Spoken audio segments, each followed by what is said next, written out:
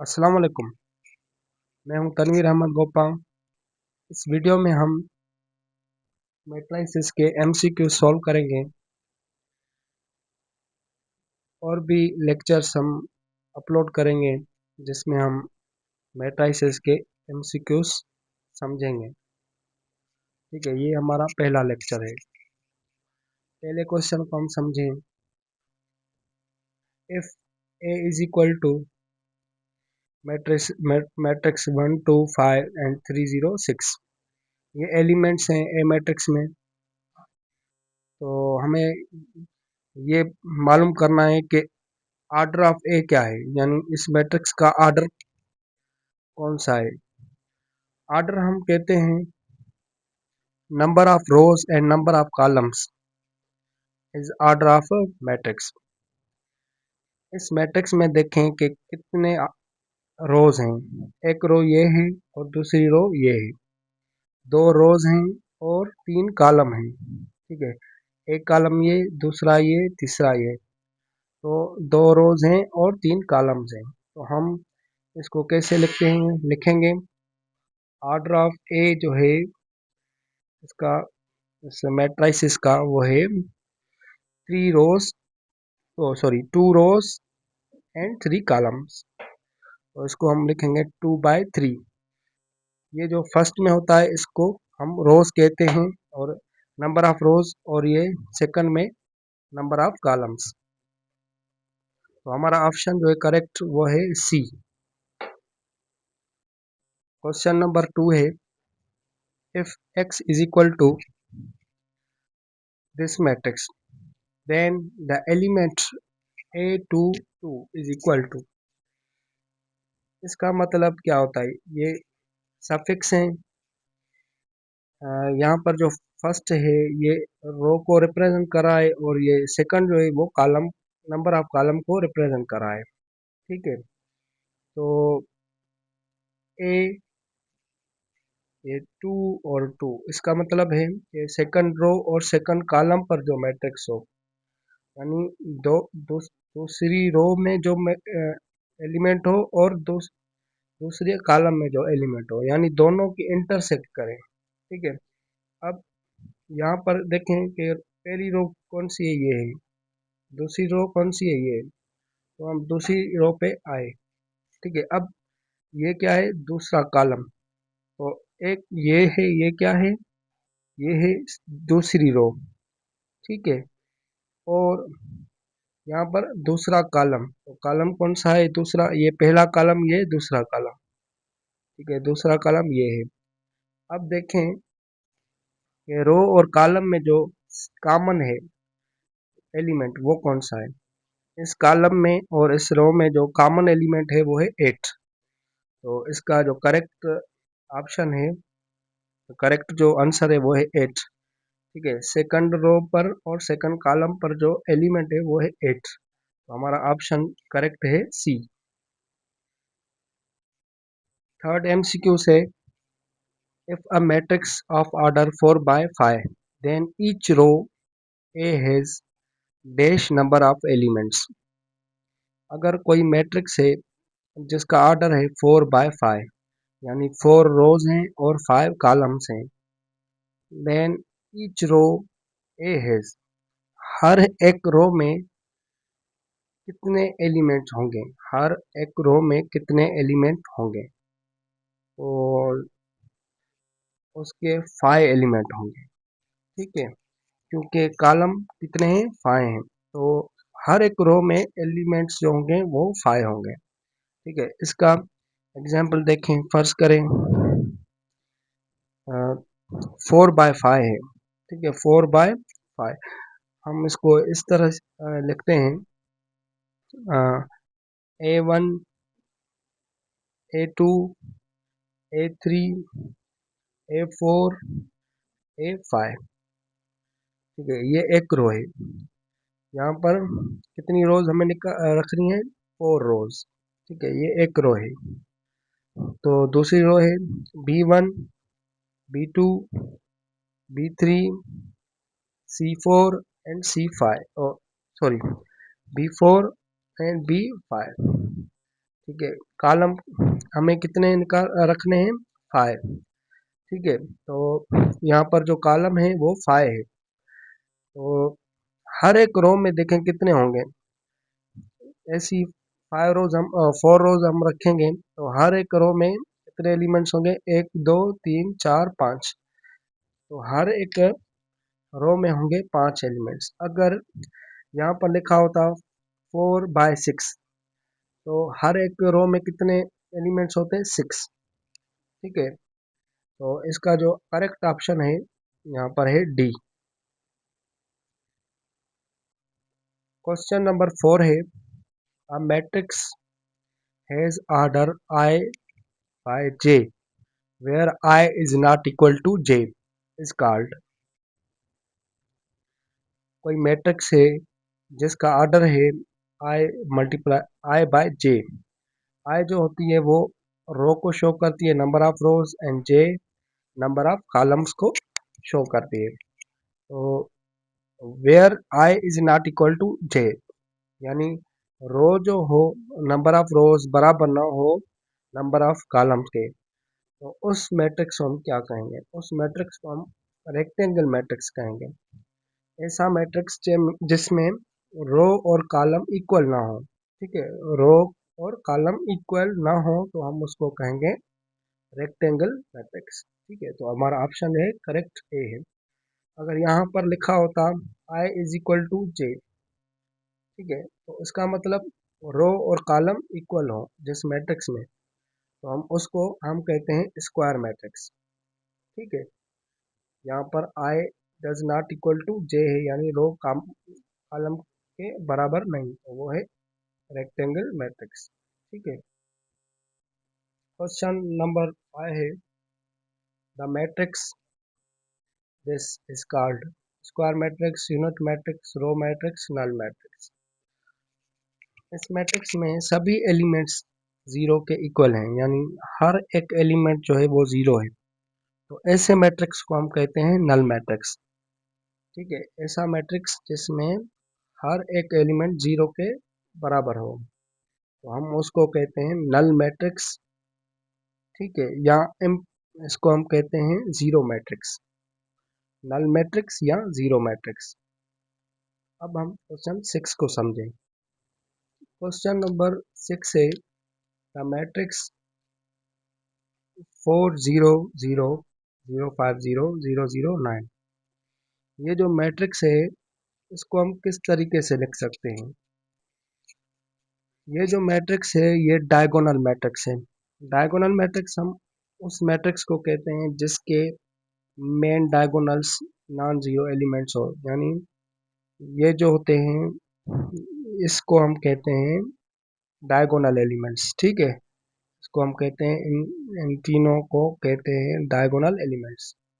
तो बाकी जो होंगे इनके अलावा जीरोज होंगे, तो ये डायगोनल मैट्रिक्स है। ठीक है, तो डायगोनल मैट्रिक्स को हम इस तरीके से लिखते हैं। यहाँ पर 4 है तो 4 रखा, यहाँ पर 5 है तो 5 रखा, और यहाँ पर 9 है तो 9। ये तो स्केलर कह रहा है, तो ये तो स्केलर मैट्रिक्स नहीं है। ठीक है, स्केलर मैट्रिक्स वो मैट्रिक्स होता है जिसमें सभी डायगोनल एलिमेंट्स इक्वल हों। यहाँ पर तीनों जो हैं एलिमेंट्स वो डिफरेंट है, तो ये स्केलर मैट्रिक्स नहीं है। सेकंड ऑप्शन पे आते हैं, डायगोनल मैट्रिक्स 4 5 9। तो यहाँ पर 4 है तो 4 फर्स्ट में रखा है, यहाँ पर 5 है तो यहाँ 5 रखा है, यहाँ पर 9 है तो 9। तो जो हमारा करेक्ट ऑप्शन है वो है हमारा बी। ठीक है, तो ये डायगोनल मैट्रिक्स को हम इस तरीके से भी लिखते हैं। डायगोनल मैट्रिक्स ऐसा मैट्रिक्स होता है इसमें डायगोनल एलिमेंट्स जो होंगे वो नॉन जीरो होंगे, कोई एक भी डायगोनल एलिमेंट नॉन जीरो होगा। ठीक है, और बाकी जो अदर एलिमेंट्स हैं डायगोनल एलिमेंट्स के अलावा वो सब जीरो होंगे। ठीक है, तो उसको हम कहते हैं डायगोनल मैट्रिक्स। तो हमारा करेक्ट ऑप्शन था बी। क्वेश्चन नंबर 7 है, the matrix this is called. ये कौन सा मैट्रिक्स है, अपर ट्रायंगुलर है, लोअर ट्रायंगुलर है, डायगोनल है, या यूनिट मैट्रिक्स है। इस मैट्रिक्स को देखें, ये क्या है, मेन डायगोनल एलिमेंट्स हैं। ठीक है, तो इन मेन डायगोनल एलिमेंट्स के जो ऊपर हैं वो क्या हैं, जीरो जीरो हैं। तो यहाँ पर जो ये जो है, ये एलिमेंट्स हैं, ये ट्रायंगल को बना रहे हैं। ठीक है, और ये ट्रायंगल जो बन रहा है, ये नीचे बन रहा है। ठीक है, तो ऐसा मैट्रिक्स जिसके मेन डायगोनल एलिमेंट्स के ऊपर जीरोज हों, तो उसको हम कहते हैं लोअर ट्रायंगुलर मैट्रिक्स। ऐसा मैट्रिक्स जिसके मेन डायगोनल एलिमेंट्स के ऊपर सभी जीरो हों, तो हम उसको कहते हैं लोअर ट्रायंगुलर मैट्रिक्स। ठीक है, अगर यहाँ पर वन की जगह जीरो होता और फोर की जगह भी जीरो और फाइव की जगह भी जीरो। ठीक है, तो यहाँ पर कोई दूसरे एलिमेंट्स होते जीरो के अलावा, तो हम कहते हैं कि वो अपर ट्रायंगुलर मैट्रिक्स है। ठीक है, अगर मेन डायगोनल एलिमेंट्स के नीचे जीरोज हों तो वो अपर ट्रायंगुलर होगा। अगर मेन डायगोनल एलिमेंट्स के ऊपर जीरोज होंगे तो वो लोअर ट्रायंगुलर होगा। तो ये मैट्रिक्स जो है लोअर ट्रायंगुलर मैट्रिक्स है। ऑप्शन हमारा बी करेक्ट है। क्वेश्चन नंबर 8 है, द मैट्रिक्स इज, ये जो मैट्रिक्स है ये कौन सा मैट्रिक्स है, डायगोनल मैट्रिक्स है, स्केलर है, कॉलम, रो मैट्रिक्स है या ऑल। डायगोनल मैट्रिक्स की डेफिनेशन क्या होती है? डायगोनल मैट्रिक्स की डेफिनेशन होती है कि ऐसे ऐसा स्क्वायर मैट्रिक्स जिसमें main diagonal elements non zero हों और अदर जीरो हों। ठीक है, ये स्क्वायर मैट्रिक्स होता है। तो ये जो है, ये मैट्रिक्स, इसमें वन रो है, एक रो है और एक कॉलम है। ठीक है, यानी ये स्क्वायर मैट्रिक्स है। डायगोनल एलिमेंट, डायगोनल मैट्रिक्स भी हम इसको कहेंगे क्योंकि ये जो एलिमेंट है ये नॉन जीरो है। ठीक है, तो डायगोनल मैट्रिक्स में क्या होता है, डायगोनल एलिमेंट्स नॉन जीरो होते हैं, तो ये डायगोनल मैट्रिक्स भी है। और स्केलर मैट्रिक्स हम उसको कहते हैं जिसमें डायगोनल एलिमेंट्स सभी जीरो हों, और सॉरी सभी इक्वल हों। स्केलर मैट्रिक्स वो होता है, डायगोनल मैट्रिक्स होता है जिसमें डायगोनल एलिमेंट्स सभी सेम हों। ठीक है, तो यहाँ पर सिक्स है, यानी ये भी, ये स्केलर भी है। ठीक है, क्योंकि इसमें एक एलिमेंट है। ठीक है, तो ये स्क्वायर मैट्रिक्स भी है, डायगोनल मैट्रिक्स भी है और ये स्केलर मैट्रिक्स भी है। तो यहाँ पर सिक्स ही डायगोनल एलिमेंट जो है इसका सिक्स ही है। अब ये कॉलम मैट्रिक्स भी है क्योंकि इसमें एक ही कॉलम है। ठीक है, कॉलम मैट्रिक्स हम उसको कहते हैं जिसमें एक ही कॉलम होता है, और इसमें जो रो है वो भी एक ही है, तो ये रो मैट्रिक्स भी है। ये रो मैट्रिक्स भी है। ठीक है, और कॉलम मैट्रिक्स भी है और स्क्वायर मैट्रिक्स भी है, डायगोनल मैट्रिक्स भी है, स्केलर मैट्रिक्स भी है। तो हमारे जो करेक्ट जो हमारा ऑप्शन है वो है डी। क्वेश्चन नंबर 9 है, the transpose of a row matrix is. Row matrix की अगर ट्रांसपोज करें तो उसका आंसर किस में आएगा? फर्ज करें कि ये कोई मैट्रिक्स है ए। ठीक है, यहाँ पर हम ए मैट्रिक्स है जो कि रो मैट्रिक्स है। ठीक है, ए बी सी। ठीक है, फर्ज करें कि ये रो मैट्रिक्स है, इसमें एक रो है, तीन कॉलम है। ठीक है, जिसमें एक रो होती है वो रो मैट्रिक्स होता है। अब इसकी हम ट्रांसपोज करें, फर्ज करें इसकी हम ए की ट्रांसपोज करें, तो ट्रांसपोज में क्या होता है, इंटरचेंज होता है, रो कॉलम में, कॉलम रो में। ये जो रो है ये कॉलम में इंटरचेंज होगा, यहाँ पर ए रखेंगे और ये बी, यहाँ पर सी। ठीक है, तो ये रो को हमने ट्रांसफॉर्म किया कॉलम में। ठीक है, तो रो मैट्रिक्स का जो ट्रांसपोज होता है वो कॉलम मैट्रिक्स होता है, तो हमारा ऑप्शन करेक्ट है बी। क्वेश्चन नंबर 10 है, the transpose of a column matrix is, column matrix उसकी ट्रांसपोज क्या होगी। ठीक है, ये तो रो मैट्रिक्स था, इसको हमने इसकी ट्रांसपोज हमने मालूम की थी, यह कॉलम मैट्रिक्स में आंसर आ गया। ठीक है, अब देखें, ये अगर कोई मैट्रिक्स है एस, ठीक है, जो कि है कॉलम मैट्रिक्स में। ठीक है, अब इसकी हम ट्रांसपोज अगर करें, एक्स ट्रांसपोज ए बी, तो ट्रांसपोज क्या होता है, कॉलम रो में चेंज और रो कॉलम में चेंज। तो ये कॉलम मैट्रिक्स है, इसको हम रो में रखेंगे। सॉरी, ये कामा हम नहीं देंगे, ये कामा नहीं है। ठीक है, तो ये जो कॉलम मैट्रिक्स है, ये इसमें इसका जो करेक्ट ऑप्शन होगा, इसका जो करेक्ट आंसर है, ये मिला। ठीक है, यानी इस कॉलम मैट्रिक्स को जब हमने ट्रांसपोज किया तो हमें रो मैट्रिक्स मिला। इसमें रो कितनी है, 1 है। ठीक है, तो कॉलम मैट्रिक्स की जब ट्रांसपोज करेंगे तो हमें रो मैट्रिक्स मिलेगा। ठीक है, तो यहाँ पर करेक्ट ऑप्शन है सी। और अगर रो मैट्रिक्स का ट्रांसपोज करेंगे तो कॉलम मैट्रिक्स मिलेगा। ठीक है, कॉलम मैट्रिक्स की ट्रांसपोज करेंगे तो रो मैट्रिक्स। क्वेश्चन नंबर 11 है, the transpose of square matrix is, square matrix की ट्रांसपोज जो हम निकालेंगे तो उसका जो जवाब होगा वो रेक्टेंगल मैट्रिक्स में आएगा, रो मैट्रिक्स में आएगा, डायगोनल मैट्रिक्स में आएगा, या स्क्वायर मैट्रिक्स में आएगा।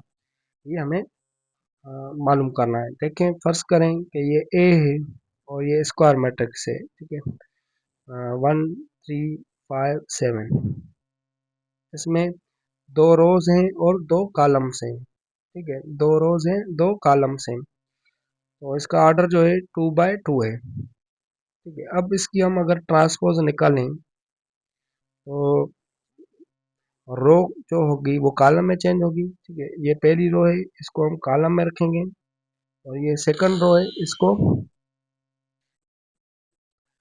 ये जो सेकंड रो है इसको हम सेकंड कॉलम में रखेंगे। तो ये जो मैट्रिक्स हमें मिला, इसमें भी देखें कितनी रोज हैं, दो रोज हैं और दो कॉलम्स हैं, तो इसका ऑर्डर भी क्या हुआ, 2 बाय 2 हुआ।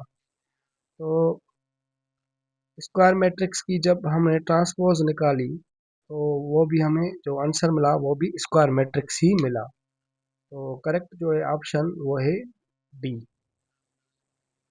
यानी स्क्वायर मैट्रिक्स की ट्रांसपोज करेंगे तो हमें स्क्वायर मैट्रिक्स ही मिलेगा।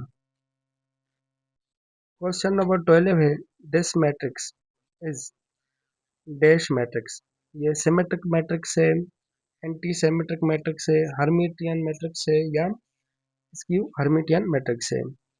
सिमेट्रिक मैट्रिक्स क्या होता है, अगर कोई मैट्रिक्स है ए, उसकी हम अगर ट्रांसपोज निकालें तो सेम रिजल्ट हमें ए के मिले, तो हम कहेंगे कि ए जो है सिमेट्रिक मैट्रिक्स है। एंटी सिमेट्रिक को हम स्क्यू सिमेट्रिक भी कहते हैं। अगर कोई मैट्रिक्स ए है, इसकी हम ट्रांसपोज निकालें और वो इक्वल हो -a के, तो हम उस ए को कहेंगे कि वो एंटी सिमेट्रिक मैट्रिक्स है।